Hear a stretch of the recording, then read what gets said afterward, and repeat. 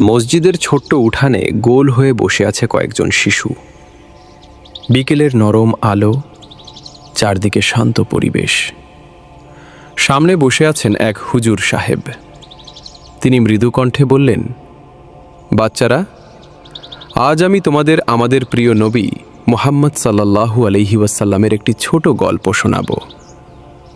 ভালোবাসা আর ক্ষমার গল্প। সব বাচ্চা চুপ করে শুনতে লাগল। হুজুর বললেন, এক বৃদ্ধা মহিলা ছিলেন। তিনি প্রতিদিন রাস্তা দিয়ে যাওয়ার সময় নবীজির ওপর ময়লা ফেলতেন।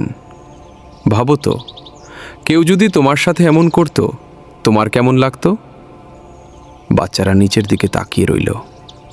কিন্তু আমাদের নবী সাল্লাল্লাহু আলাইহি ওয়াসাল্লাম কখনো রাগ করতেন না, কিছু বলতেন না, শুধু চুপচাপ সহ্য করতেন।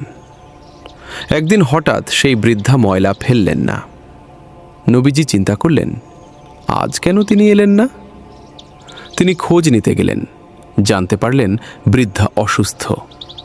যে মানুষটি প্রতিদিন কষ্ট দিত, তারই বাড়িতে নবীজি দাঁড়ালেন দরজায়। দরজা খুলে বৃদ্ধা অবাক হয়ে বললেন, তুমি? আমি তো তোমার সাথে খারাপ ব্যবহার করেছি। নবীজি শান্ত কণ্ঠে বললেন, আপনি অসুস্থ শুনে খোঁজ নিতে এসেছি। এই কথা শুনে বৃদ্ধার চোখ ভিজে গেল।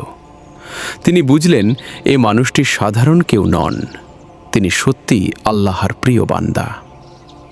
হুজুর সাহেব বাচ্চাদের দিকে তাকিয়ে বললেন, দেখলে বাচ্চারা, কষ্টের বদলে কষ্ট নয়, ভালোবাসার বদলে ভালোবাসা দিতে হয়।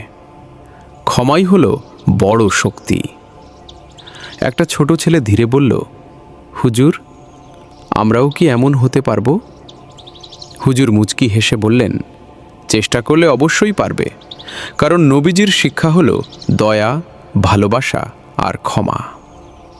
সেদিন ছোট্ট ছোট্ট হৃদয়ে এক বড় শিক্ষা লেখা হয়ে গেল। রাগ নয়, প্রতিশোধ নয়, ভালোবাসাই হলো সত্যিকার শক্তি।